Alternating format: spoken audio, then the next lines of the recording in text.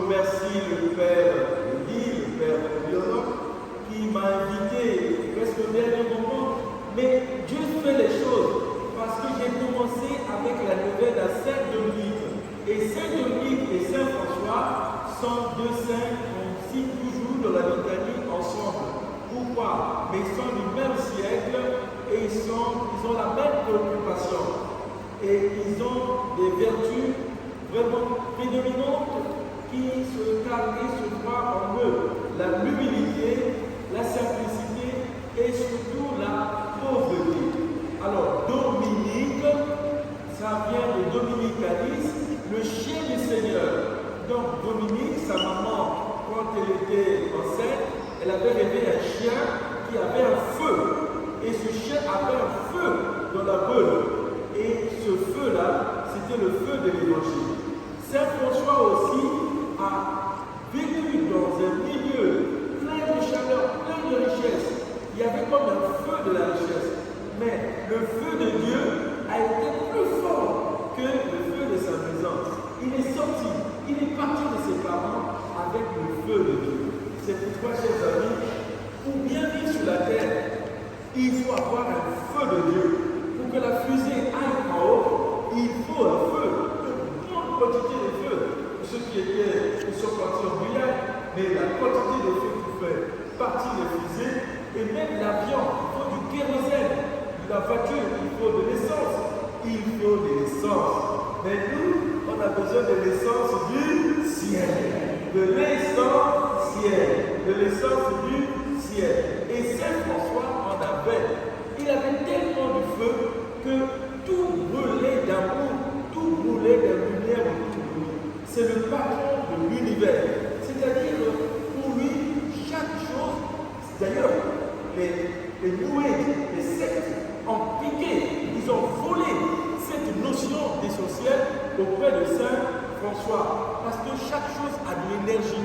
Le mot énergie est très fort chez Saint François. Donc chaque chose, le soleil a l'énergie, la mer a de l'énergie, les arbres ont de l'énergie. Est-ce que vous savez ça? Les arbres ont de l'énergie. Hein? Il y a eu le Covid, mais aucun arbre n'a porté le masque. Vous imaginez, un arbre porter le masque, c'est fini. L'arbre est là, il est debout, il dit j'ai lavé le pied. L'arbre est là, parce que l'arbre a de l'énergie. Il a de l'énergie haute, il a de l'énergie de l'air, il a l'énergie de la terre, du lustre, l'énergie du vent, l'énergie du soleil, et il est tout. Mais vous pouvez poser avec l'arbre. Ce travail, c'est un travail de Saint François. Saint François nous met à l'école de l'énergie. C'est pourquoi le terme de l'énergie est très fort appliqué chez Saint François. Vous allez le voir. Donc cette neuvaine est une neuvaine d'énergie. Vous n'allez pas sortir de cette neuvaine sans énergie. Vous allez être bourré, rempli d'énergie, parce que nous en avons besoin. Nous avons besoin de l'essentiel, mais pas n'importe quelle essence, l'essence qui vient du ciel, le carburant du ciel, l'amour du ciel, la vie du ciel, la joie du ciel, et vous-même du ciel. Oh, quelle réussite! Quelle réussite! Alors, commençons par le commencement. Donc, vous le savez bien, c'est notre saint patron de la paroisse. Saint François est né dans une famille très bourgeoise. Il n'était pas fait pour faire la pauvreté, pour aller visiter la sœur pauvreté. Saint François était dans un milieu pour devenir prince, avec beaucoup de moyens. En lisant rapidement, il est fils de Pierre Bernanon et de Pita. Il naquit donc en 1182. Riche, mais il dépensait de l'argent, il était dépensier. Il était généreux, mais il était aussi ambitieux. Il revêtait de devenir un baron ou un prince. C'est son but. Il engagea au service Mais François choisit de servir le Seigneur. Il a choisi la plus belle part. Ce n'est pas facile quand tu as des choix à faire. Mais mes amis, c'est peut-être pas nous qui choisissons. C'est peut-être Dieu qui choisit en nous. C'est pourquoi, si nous voulons faire des choses, des grandes choses, il faut laisser la force intérieure agir en nous. Même dans les combats, vous connaissez bien ce chant. Le Dieu de victoire habite en moi. Ce n'est pas moi qui combat, car le Dieu de victoire habite en moi. Le Dieu de victoire habite en moi. Le Dieu de victoire habite en moi. Je marche non par la vie, mais par la foi. Le Dieu de victoire habite en moi. Je marcherai.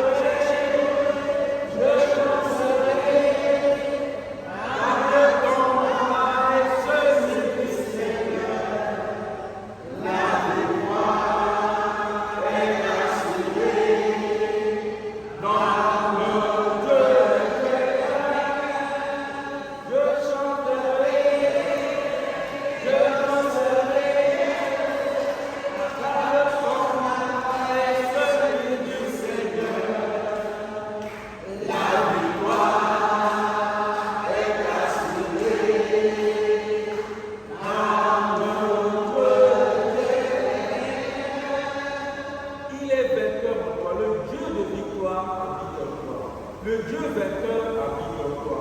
Mais le Dieu qui choisit peut-être habite en toi.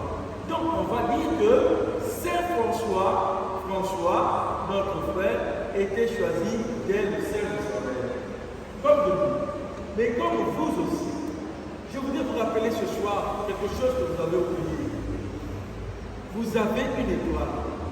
Vous savez, dans la naissance, quand Hérode voulait tuer Jésus, une étoile a indiqué au roi mage de ne pas, et il leur a indiqué où se trouvait l'enfant.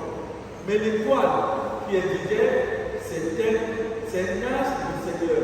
Au fond, chacun de nous a une étoile. Nous avons une étoile qui peut nous indiquer ou qui nous indique. C'est-à-dire, en chacun de nous, il y a une lumière. D'ailleurs, il y a des sorcières. Les gens qui pratiquent beaucoup qui savent ça. Vous savez, le sorcier, le méchant, ils connaissent beaucoup de choses. Ils connaissent. Je sais que tu es le Fils de Dieu. Le démon, le sorcier, la sorcière que vous allez voir, c'est vrai, elle connaît des choses. Elle connaît. Mais ce qui lui manque, c'est une pédale, l'amour. Elle ne peut pas aimer Dieu. Il ne peut pas aimer Dieu. Or, pour aimer Dieu, il faut l'aimer. La connaissance et l'amour. Si vous n'avez pas lu les livres de Saint Paul, si vous n'avez pas lu les livres de Saint Jean, ils ont deux choses en commun, deux verbes en commun, connaître et aimer. C'est comme un vélo qui a deux pédales, connaître et aimer. Quand tu connais, mais il faut aimer. Quand tu connais, il faut aimer. Et quand tu aimes et tu connais, tu avances. Mais si tu ne sais que connaître, tu tournes et tu te fais un enfer et tu t'enfermes. C'est pas Dieu qui envoie les gens en enfer. Ah non! Dieu ne peut pas envoyer son enfant en enfer. Mais c'est nous qui nous enfermons et nous tapons un enfer. Comme le diable, comme Judas, on ne sait pas où est Judas. Mais Lucifer s'est fait son enfer. C'est lui qui est parti. C'est lui. Dieu n'a pas chassé Lucifer. Il est parti par orgueil. Ce qui voulait dire, l'étoile que nous avons, elle brille. Mon frère, ma soeur, ne prie pas ce soir. Chacune étoile que Dieu t'a donnée le jour de ta naissance. Mais il ne faudrait pas que quelqu'un vienne te piquer cette étoile. Car si tu ne crois pas à cette étoile, excuse-moi, certains vont t'appeler des astres. Parce qu'une étoile, c'est un astre que tu as. Mais quand tu ne l'as pas en conscience, mais tu peux devenir désastre. Ah oui, or que Dieu ne veut pas que nous soyons des désastres. Et ça, c'est notre travail de Saint François, de considérer la brillance, l'éclat, la lumière qu'il y a dans l'eau, dans la lumière. Et cette créature qu'il appelle mes frères, il appelle même la lumière, la lune, ma soeur. Il appelle le soleil, mon frère. Pourquoi? Parce qu'il y a quelque chose de commun dans la créature. Quand Dieu a créé les choses, quand Dieu a matérialisé les choses, il y a une signature, une empreinte de lumière qui est restée. Il y a une lumière dans toute créature. C'est pourquoi on peut bien maudire les moustiques. Peut-être ça devait être des belles créatures, mais le mal, c'est des pics qui font le bruit. Alors, c'est catastrophique un peu, hein? Les moustiques. Pas, on devait les baptiser, mais ça fait pas beaucoup quand même. Normalement, chaque créature a de la valeur. Et je vous dis avec joie, parce qu'il regarde Miguel, la quatrième docteur, a aussi vu dans la créature la puissance de Dieu. Et même le médicament dans chaque créature. Dans chacun de nous, il y a un soin. Toi, tu peux être pour moi un médicament, moi aussi. D'ailleurs, mon nom, Malonga, c'est le nom des médicaments. On ne sait pas qu'est-ce qu'il soigne, il doit soigner la tristesse. Malonga. Mais moi, je dis ça en français. Ma langue a quelque chose à dire, de Dieu et de ses Français. C'est pourquoi je parle. Ma langue a. Donc, toi aussi, tu as une étoile, tu as quelque chose à me dire de Dieu. Tu as déjà une richesse, nous l'avons dit ce matin, mais mon ami, mon frère, ma soeur, tu as quelque chose de Dieu à me dire. Chacun de nous a quelque chose de Dieu, une signature, une étoile. Et Saint François, mais il en développe, mais de façon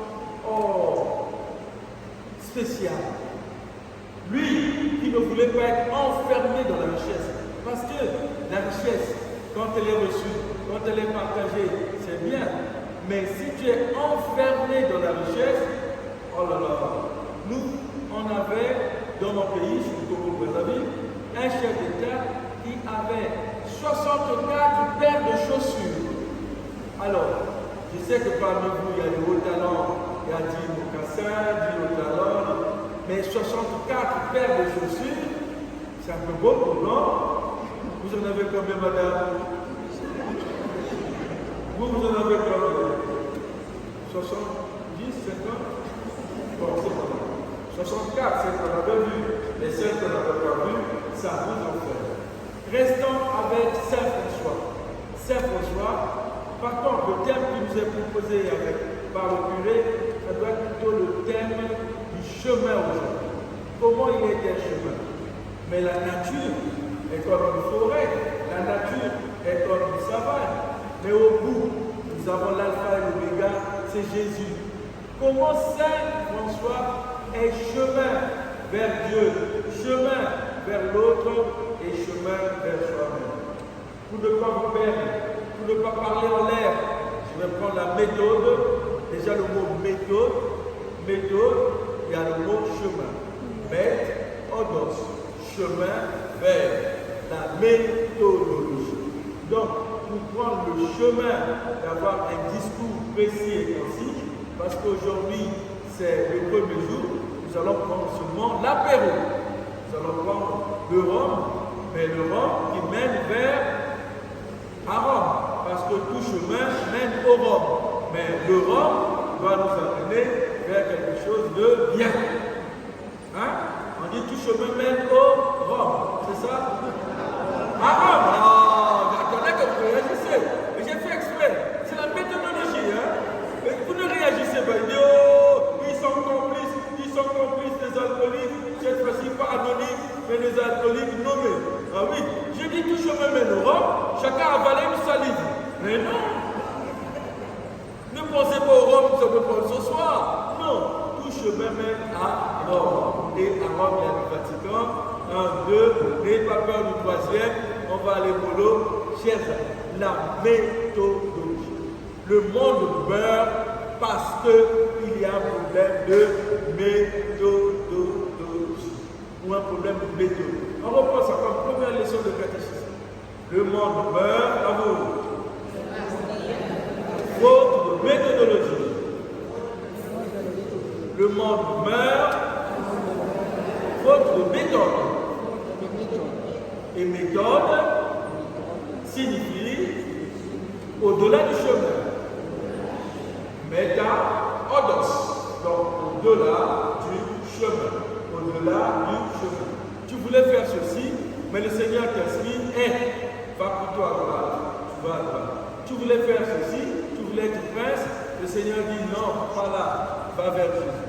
Donc, la méthodologie, c'est vraiment quelque chose qui entre dans la spiritualité, une méthode, la manière de faire, la manière d'aller, la manière, le chemin qu'il faut prendre.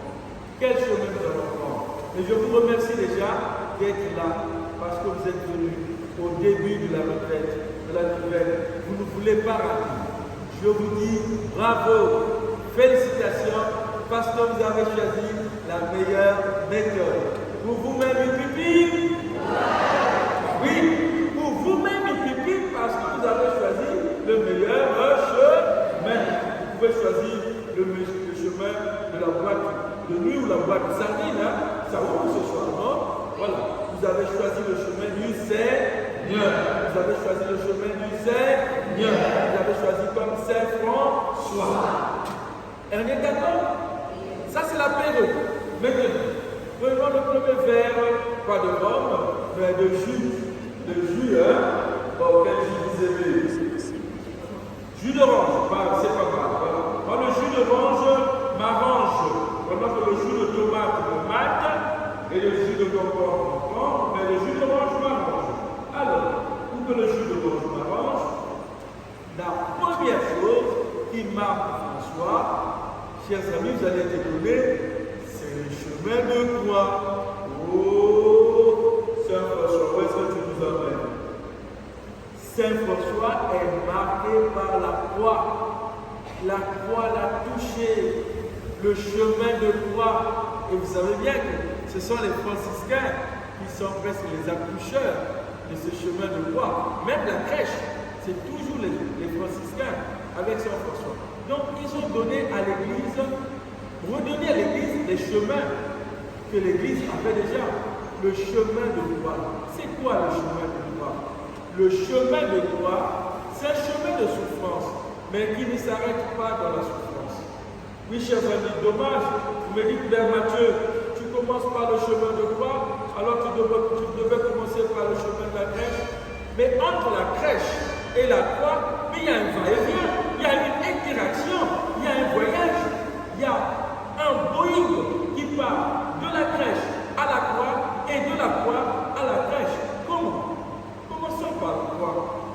Parce que le tout commence par la résurrection. Avant, chers amis, de parler de Noël, au début, les chrétiens parlaient de la croix, de la Pâque, de la résurrection. C'est de la croix, de la Pâque, de la résurrection qu'on est revenu vers la crèche. Donc, c'est vrai que Jésus est descendu et il est monté. Il est descendu, il est monté. Mais ce qui a ouvert les yeux de François et de compagnie, c'est d'abord la croix. Parce que la croix te fait signe. La croix te dit, coucou, me voici. Coucou, me voici. Comme Dieu qui appelait Samuel, Samuel, me voici. Quand Dieu t'appelle, tu dis, me voici. Dieu a appelé François et François a dit, me voici. Et Dieu t'appelle aujourd'hui, te dit, me voici. Mais ce me voici là, c'est depuis Moïse. Quand Moïse avait levé le bâton de Moïse et que les enfants des hommes de Dieu étaient piqués par les scorpions, les piqûres de serpents, ils regardaient le bâton de Moïse et ils étaient épargnés des piqûres de serpents. Et nous aussi, nous en avons parlé avec le curé. Les hommes souffrent beaucoup. Rendons grâce à Dieu, chers frères et sœurs, nous avons des souffrances peut-être de 40, 50, 60, 70%. Mais il y a pire ailleurs. Il y a beaucoup de souffrances. C'est pourquoi notre nouvelle va tenir compte de nos souffrances, du chemin de la croix et de la souffrance de chacun. Commençons par le chemin de la croix où Jésus souffre. Pourquoi Jésus souffre? Est-ce qu'il avait besoin de souffrir? Mais il est Dieu. Lui qui a ressuscité les morts, lui qui a ouvert les yeux de l'aveugle, il ne pouvait pas transformer ses bourreaux en moustiques ou en papillons. Je vous assure qu'il était capable. Il était capable, Jésus, de transformer ses bourreaux en souris, en fourmis. Il était capable, mais non. Il l'a laissé. Il a accepté la souffrance pour rejoindre nos souffrances. Retenez ça, s'il vous plaît. Jésus, virgule, a souffert, virgule, pour rejoindre chaque souffrance. Ta souffrance, ta maladie, ton diabète, ton cholestérol, ton cancer, tes blessures, toutes les maladies, toutes les blessures, tous les rejet, Jésus les connaît. Et il est venu pour dire, donne-moi ta souffrance. Oui, mais Seigneur, je souffre trop. Donne-moi ta souffrance. Oui, Seigneur, mais j'ai le chikungunya. Donne-moi ton chikungunya. Mais Seigneur, j'ai un cancer. Donne-moi ton cancer. Parce que je sais la quantité de souffrance que tu as. Et moi, j'en ai souffert de 547 coups de fouet avec des fils de fer, des petites pierres au bout, des fouets qui, quand on le fouette, ça laboure, ça déchire la chair. Moi, je suis enfant de Dieu. On a craché sur moi. Moi, enfant de Dieu, on m'a accusé, condamné. Moi, on m'a vendu. Peux-tu dire que ta vente est plus chère que la mienne? Toi, on parle mal de toi. Moi, enfant de Dieu, on m'a mis nu sur la croix. Moi, enfant de Dieu, j'ai porté le péché de tout le monde. Moi, Jésus est donc venu nous rejoindre. Jésus est venu se faire copain. Qu'est-ce qu'un copain? Un copain, c'est celui avec qui on partage le pain. Copain, la compassion, le couple avec le pain. Mais le pain de la souffrance, le pain de la misère, le pain de la douleur, le pain du rejet. Oh mes amis, le pain de la peine, le pain de la passion et de la compassion, Jésus est venu ramasser. Et pour que vous sachiez, qu'il n'a pas oublié, il a les empreintes. Thomas n'avait pas tort de dire, vous là, vous blaguez avec Jésus. Vous blaguez avec Jésus. Vous aimez jouer avec Jésus. Moi, comme je n'ai pas vu les traces dans ses plaies, Thomas voulait dire, moi, tant que je ne revois pas mes souffrances dans son corps, tant que je ne vois pas mes douleurs dans son corps, tant que je ne vois pas tous les souvenirs difficiles que j'ai de mon Seigneur, tant que je ne vois pas mes maladies dans son cœur, je ne croirai pas. Au fait, il y a deux côtés de Thomas. D'un côté, il nous aide, d'un côté, il nous met en faiblesse. Mais Jésus vient dire, Thomas, cesse d'être incrédule et crois. Viens mettre ton doigt dans les plaies. Viens. Viens toucher ta souffrance. Viens toucher ta maladie. Viens. Viens toucher tes malheurs. J'ai tout avec moi. Je ne vous oublie pas. C'est ça que nous devons retenir de Thomas et de la passion de Jésus. Non, n'oublie pas, car lui, il ne l'oublie pas. Il a ça dans la main. Il a tes souffrances dans la main. Il ne t'oublie pas. Ton Dieu ne t'oublie pas. Tes souffrances, il ne les oublie pas. C'est toi qui pourras nous. C'est pourquoi nous chantons pour nous. Souviens-toi de Jésus-Christ, ressuscité, notre Rédempteur, et notre salut,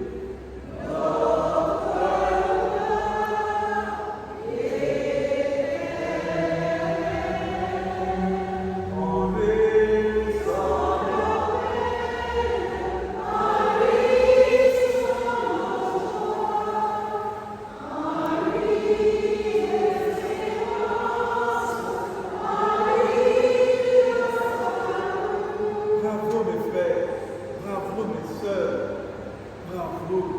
Ce chant résume, rejoint la parole de Dieu. Donc le chemin de souffrance de Jésus est notre chemin. Nous aussi nous souffrons. Mais ta souffrance sera plus difficile si tu la gardes pour toi. Mon frère, ma sœur, ne garde pas la souffrance pour toi. Remets-la au Christ qui lui sait souffrir.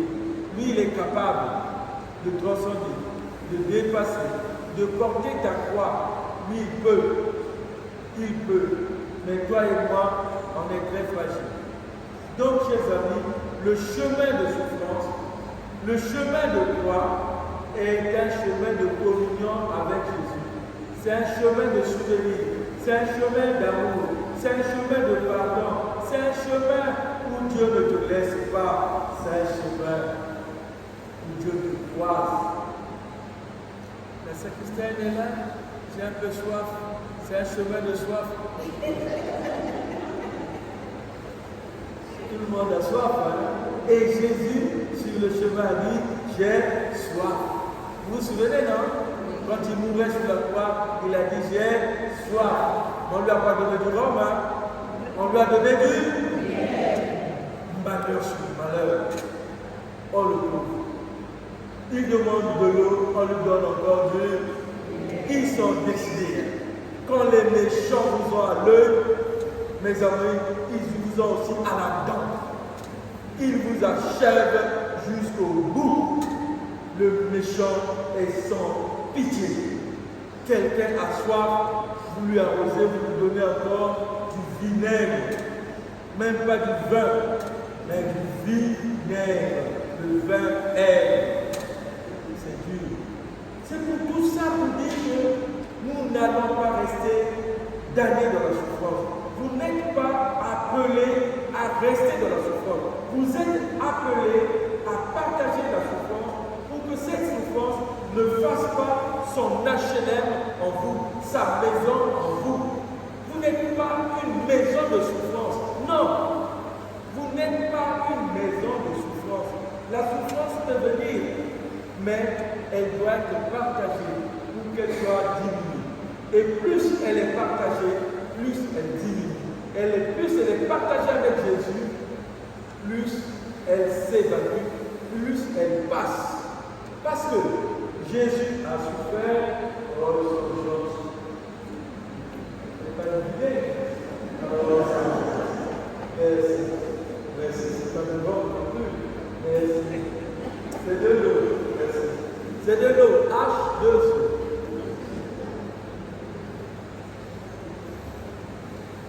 Merci, tonton. Alors donc, chers amis, La souffrance est là, mais ne la garde pas. La nuit, j'ai fait une expérience, il y a une coupure d'eau aux habits. Donc on prenait l'eau, on se lavait avec le bidon. Mais je crois que cette bidon ne devait avoir de l'eau, j'avais le temps. Et moi je me suis lavé, j'ai mis l'eau dans les oreilles. Je crois que l'eau est partie dans mon oreille. J'ai souffert toute la nuit. Je me suis levé, dit Seigneur, je suis quand même tempête. Je me suis lavé, mais cette souffrance-là, alors j'en ai bombardé des rosaires.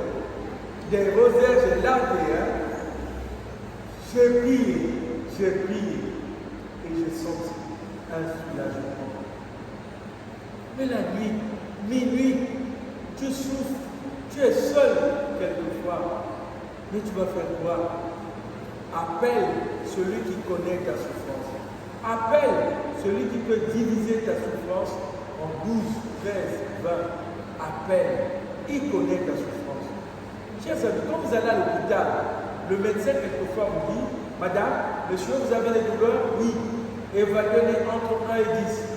Docteur, j'ai mal, ce n'est pas entre 1 et 10, je n'ai de 10 à 50. Le docteur comprend que vous avez vraiment mal. Parce que lui, il a estimé c'est de 1 à 10.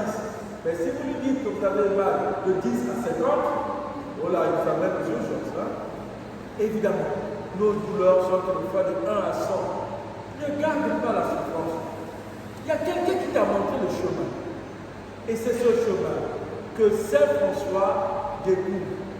En découvrant le chemin de croix, Saint François avait découvert le résumé de la vie de Jésus. Parce que toute la vie de Jésus se résume dans la croix.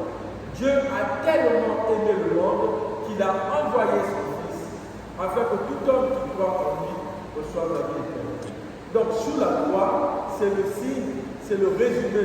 Même la Bible, le résumé de la Bible est le signe de croix. C'est pourquoi nous les catholiques, nous aimons la croix, nous présentons la croix. Les évangéliques, les compagnies disent pourquoi vous mettez Jésus sous la croix? Il faut l'enlever. Non, nous retenons ce que Saint Paul a dit. Je ne connais qu'un seul Christ, le Christ crucifié. Donc ma croix, elle est là, elle a Jésus. Pourquoi? Parce que cette croix résume la vie de Jésus. Le résumé de l'amour, le résumé de la Bible, l'alliance entre l'horizontalité et la verticalité. Verticale, horizontale. Dieu croise l'humain. Dieu croise l'humain. Et au milieu de ce croisement, de cette alliance entre Dieu et l'homme, il y a Jésus. C'est ça la croix. Et la Bible, le résumé de la Bible, c'est l'histoire d'amour entre un Dieu qui aime tous les jours et entre Dieu qui aime tous les jours et l'homme ou la femme qui quelquefois n'aime pas. Mais il y a une constance, c'est Jésus qui aime, il est là. Je suis là. Je vous aime aujourd'hui, demain et toujours. En fait, c'est un appel. Donne-moi ta souffrance. Tu ne vois pas la mienne? Donne-moi ta souffrance. Tu ne vois pas la mienne? Viens, regarde. Je regarderai vers celui qui en transperce. Notre secours vient du Seigneur, qui a fait le ciel et la terre. Notre secours vient du Seigneur. Donc, c'est un coucou, un éternel coucou. Donc, Saint François, en nous amenant sur le chemin de croix, nous amène sur le chemin de la souffrance, mais le chemin de la souffrance de Jésus. Où que nous croisons Jésus. Car tout homme souffre. Nous sommes tous pécheurs. Nous sommes tous souffrants. Les souffrances de la maison, les souffrances de la famille, les souffrances des enfants, les souffrances des parents, les souffrances dans la société, les souffrances avec la tempête. Mais il y a beaucoup de souffrances. Mais il ne faut pas que nous soyons accablés. Ah non. Ce n'est pas une raison de se fatiguer de vivre. Ah non. Nous devons vivre. Nous avons le pouvoir de bien vivre. il faut refuser de mener sa vie par terre. Nous devons vivre, nous avons le droit de vivre.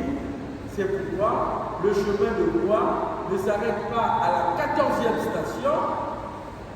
Le chemin de croix s'ouvre à la résurrection.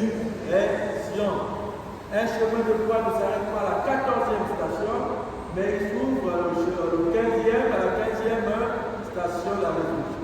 Mais ce matin, alléluia, notre santé a jailli du tombeau. Voyez, ce matin, alléluia, notre bonheur a jailli du tombeau. Alléluia, alléluia, Jésus est vivant. Alléluia, alléluia, Jésus est vivant. Chaque jour, chaque matin, notre vie jaillit du tombeau. Donc le premier chemin, tout ce que j'ai dit, c'est le premier chemin de François. Je n'ai que presque deux, je ne vais pas vous dire. Le deuxième chemin, c'est que François découvre toute la beauté dans la nature. Pour lui, la nature est aussi un chemin de Dieu. Tout ce qu'il voit dans la nature l'amène à Dieu. C'est pourquoi il va aimer cette nature. Cette pauvreté, la pauvreté qu'il a subie, va l'amener à la richesse de la création. Saint François, quand il voyait les oiseaux, il louait Dieu. Quand Saint François, quand il voyait l'éclat de la lune, il louait Dieu. Saint François, quand il voyait l'éclat du soleil, toutes les œuvres du Seigneur bénissaient. Toutes les œuvres du Seigneur bénissaient le Seigneur. Alléluia. Toutes les œuvres du Seigneur bénissaient le Seigneur. Alléluia. Pour les cieux et pour les habitants de la terre. Et pour les œuvres du Seigneur.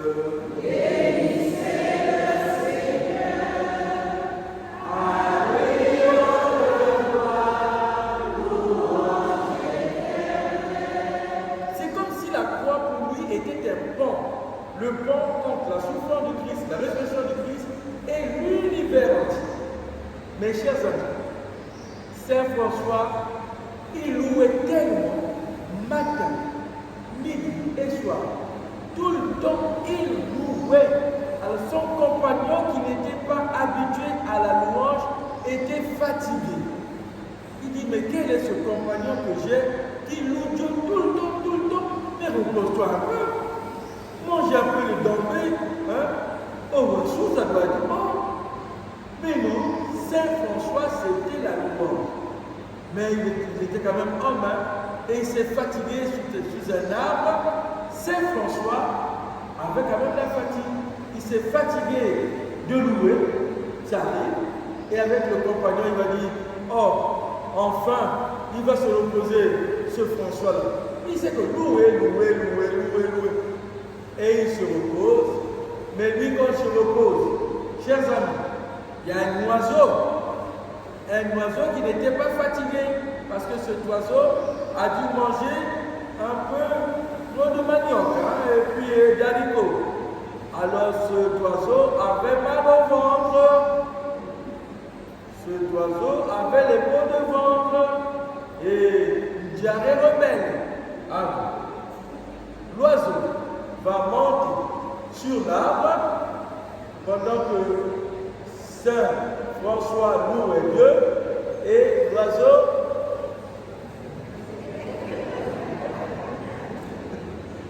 n'a pas été catholique ou il a oublié d'être catholique et il a fait ce qu'il devait faire sur Saint François. Donc Saint François a reçu toute la confiture sur le visage. Oh, le compagnon lui dit, oh papa, qu'est-ce que ça va faire? Et le compagnon croyait que Saint François va maudire le ciel, va blâmer l'oiseau, il dit, Saint François continue de louer Dieu, Seigneur, Maître du ciel et de la terre, je te rends grâce de ne pas avoir donné des ailes aux vaches.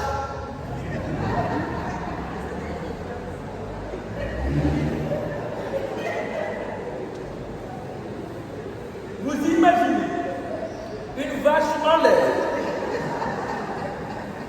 qui a des maux d'estomac, avec un estomac fâché.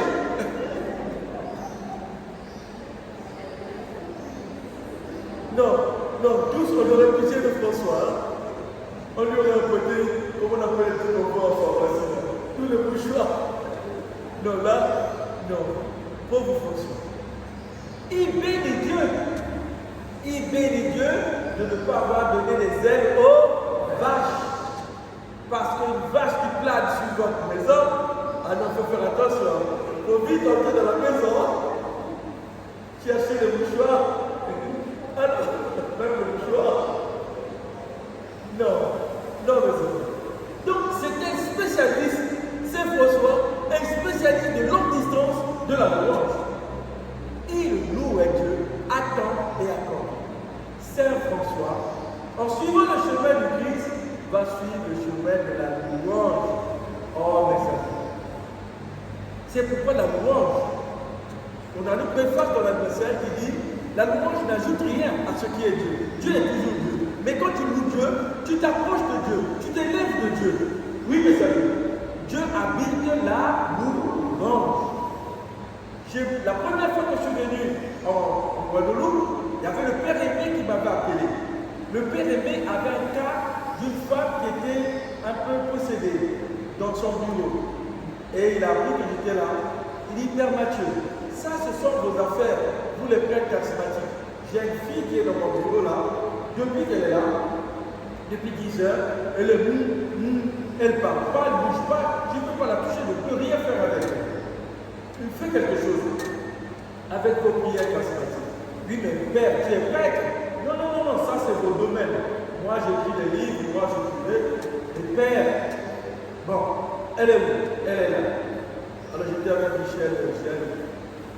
On a prié au nom de Jésus. Au nom de Jésus. Satan, sort. On était fatigués. Et quand le démon vous fatigue, il peut mettre la confusion dans votre bouche. Au lieu de dire, sors Satan, sors de ce corps. Hein, tu peux dire corps de ce sort. Hein. Corps de ce sort.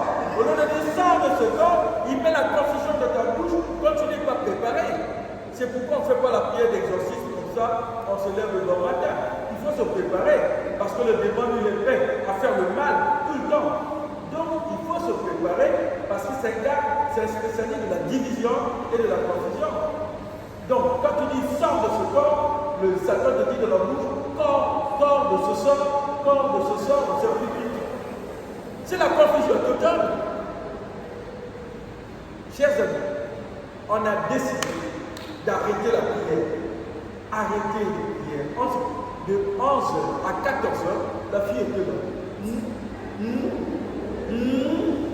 Oh papa, on a arrêté les prières. On va faire une autre prière, la louange. C'est pourquoi je vous parle de Saint François et la louange. Mais c'est le maître, c'est le coach. On a loué. Louange, t'attendant, alléluia, alléluia. Seigneur, alléluia, alléluia, alléluia, gloire à Dieu, gloire à Dieu, oh Dieu, gloire à Dieu, gloire à Dieu, gloire à Dieu, oh Dieu. Dans le Gloria, nous rejoignons le Père. Et c'est ce que Saint François fait. Il a regardé le Christ par le chemin de croix et il regarde le Père par la louange en rendant gloire à Dieu. Et chers amis, après 2 chants de louange, la fille s'est levée. Elle s'est levée. Elle commençait à marcher. Elle commençait à louer Dieu. le démon était parti par la louange. Par la louange. Mais même nous-mêmes, on était émerveillés. Car le Seigneur nous a inspiré la louange. Donc, ce qui veut dire que Saint François a reçu l'inspiration de la louange de la part de Dieu. Donc, le chemin de libération, le chemin de délivrance, c'est aussi le chemin de louange. Car dans la louange, il y a la puissance de Dieu. Avec lui, vous savez qu'avec Saint François, il y a eu beaucoup de saints. Saint Antoine de Padoue, Saint Bonaventure. Et Saint Antoine de Padoue avait aussi des miracles dans la prédication et dans la louange. Ce n'est pas pour me vanter, mais je vous dis la vérité. J'ai été à Tahiti, j'attends d'aller à Haïti, mais j'ai d'abord commencé par Tahiti, le plus loin. Après une retraite, après une retraite comme vous, il fallait attendre les avions, parce qu'en Polynésie, on se promène plus par les avions, parce qu'il y a beaucoup d'îles. Polynésie, donc plusieurs îles. Il y avait 4 heures d'escale. Donc on devait attendre l'avion dans une île, mais il fallait 4 heures. Et il n'y a pas d'hangar, mais il n'y a que la mer. Alors qu'est-ce que j'ai fait? Les gens parlaient, les gens étaient fatigués, et je suis parti au bord de la mer. Et là aussi, j'ai commencé à louer Dieu, mes amis. J'ai fait l'expression de Saint François. Je louais Dieu. Je louais Dieu au bord de la mer, parce qu'en Polynésie, l'eau est claire, très claire. Donc vous voyez les poissons. Au moment où je louais Dieu, les poissons sont venus. Mais une centaine de poissons. Je dis, c'est pas possible. Mais alors que j'étais là, les poissons n'étaient pas là. Est-ce que les poissons ont des oreilles pour écouter la voix de Dieu? Les poissons sont venus nombreux autour, comme ça, au bord de la mer. Et les poissons louaient Dieu. Je voyais les poissons qui chantaient, qui dansaient. Au fait, ils faisaient un mouvement. Et c'est pas possible. Ça, c'est un miracle. Les poissons qui louent, qui chantent. J'ai appelé doucement les gens qui étaient à côté. Venez voir le miracle. Mais quoi? Il y a un miracle. Les poissons dansent. Quand les gens sont venus, les poissons sont partis.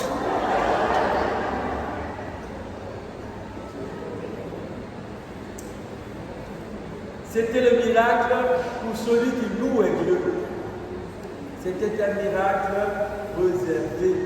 C'était une consolation après une veille.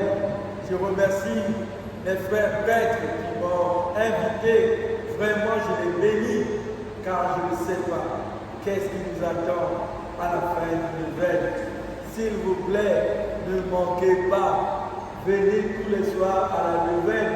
Et comme disait Mamadou, et peut-être, je l'ai dit peut-être, comme vous voulez bien parler français, et peut-être, nous aurons des miracles. Donc, pendant 9 jours, et peut-être, le Seigneur fera des miracles. Le Seigneur est pour moi.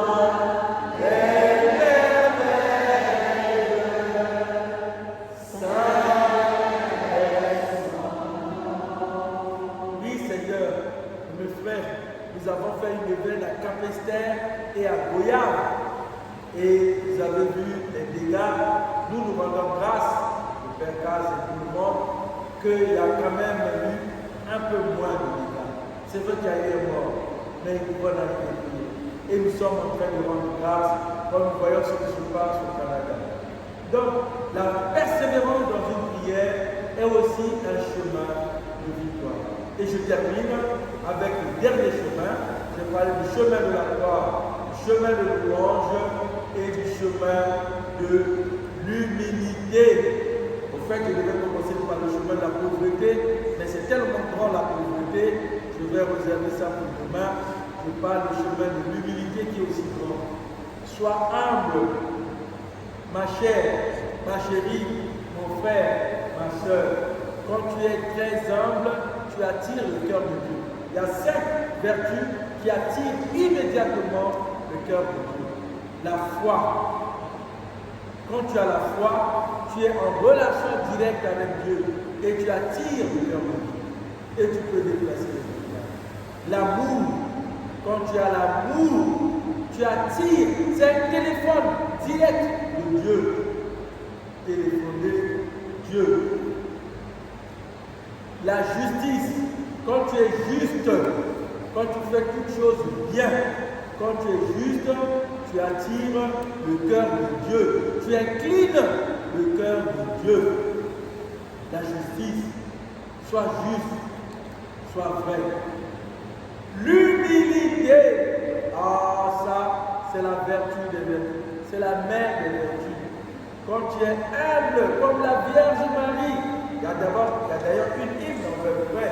Toi qui attires le cœur de Dieu.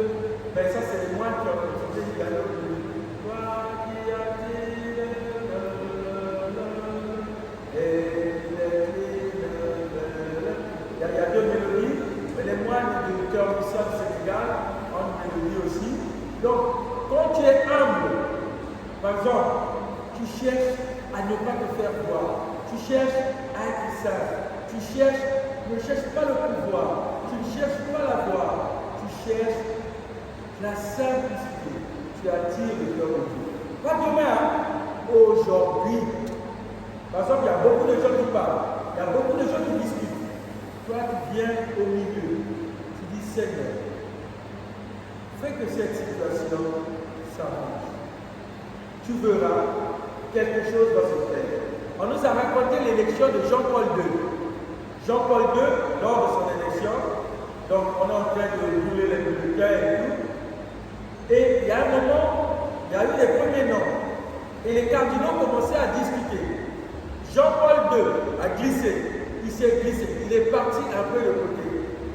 Il est parti prier parce que les débats étaient très forts au conclave. Il est parti prier. Les gens disent, mais où est voilà, j'ai oublié son nom, Carole. Mais où est Carole? Mais où est-il?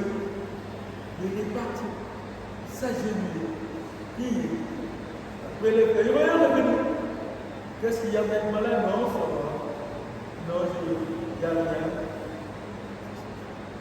Simplement, je prie avec vous. Et je vous assure, c'est le pape qu'on a été. C'est le pape qui a été élu. Mais comment il a fait? Est-ce qu'il a fait la propagande? Non. Au milieu des débats, il s'est simplement abaissé, mais plus bas que les cardinaux. Mais on nous a raconté l'histoire. Vous savez qu'on a les copains, on a le cardinal dominicain qui l'aimait beaucoup, et cardinal d'Autriche. Mais il dit, mais ce garçon, ce pape, mais c'est quelqu'un qui aimait s'effacer. Il s'effaçait. Mais quand tu t'effaces, Dieu te réécrit. Vous avez déjà utilisé l'ardoise à l'école primaire. Est-ce que vous avez eu l'ardoise? Nous, on avait l'ardoise. Hein? Il y en avait l'ardoise. On effaçait. Mais au lieu que tu écris, c'est Dieu qui est écrit. Et Dieu a écrit Jean-Paul II, pape. Ah, c'est beau. C'est beau, mes amis.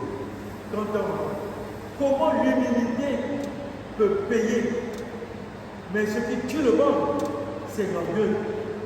Et le premier péché qui est dans la Bible, les gens croient toujours que c'est un péché d'amour, c'est un péché. Mais non, n'allez pas chercher, fouiller dans les pantalons. Pour les Juifs, c'est pas ça. Le premier péché, c'est un péché d'orgueil. C'est l'orgueil. L'orgueil tue. Le péché de Lucifer, c'est l'orgueil. C'est pourquoi Saint Michel va lui dire, qui est comme Dieu? Qui est comme Dieu? Qui est orgueilleux, toi, Lucifer? Alors, chers amis, je termine ce soir par l'humilité et la pauvreté qui vont être les relais de demain. Voilà ce que j'avais à partager avec vous. Deux choses. Saint Michel et Saint François, c'est un saint qui nous conduit sur les chemins. Le chemin de la croix, le chemin de la vie, le chemin de la résurrection, le chemin de la nature, le chemin de la souffrance, mais aussi le chemin de la guérison, de la libération, de la délivrance, le chemin de la louange. Saint François, c'est le chemin. Et comme le chemin est encore long, demain nous allons revenir sur ce chemin. pour que nous marchions. Nous marchons ensemble, le beau pays, là. Nous marchons ensemble, le paradis, là. Mais oui, le Seigneur est bon, oui, le Seigneur est bon.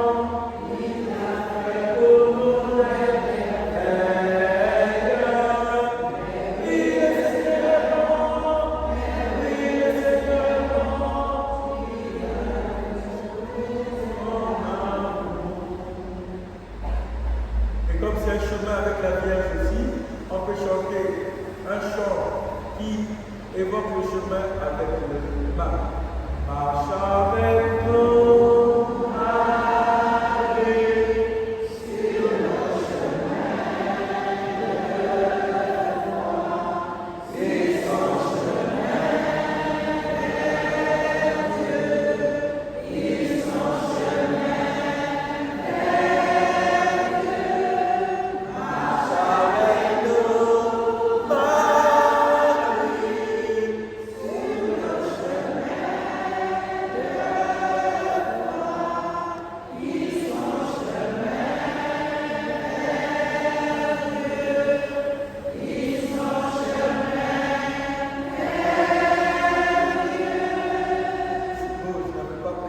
sur le chemin tellement prié pour moi, les prêtres ont tellement prié pour moi que je vois que ça fuse. Je n'avais pas prévu ce chant. Et voilà un chant qui dit Marie, le chemin, ils sont chemin vers Saint François est un chemin vers Saint Dominique est un chemin vers notre paroisse est un chemin vers chacune de nous est un chemin vers si vous ne m'amenez pas chez les Kervaseurs. Amen. Merci Seigneur de nous conduire vers toi. Tu es le chemin, la vérité. Au nom de Dieu.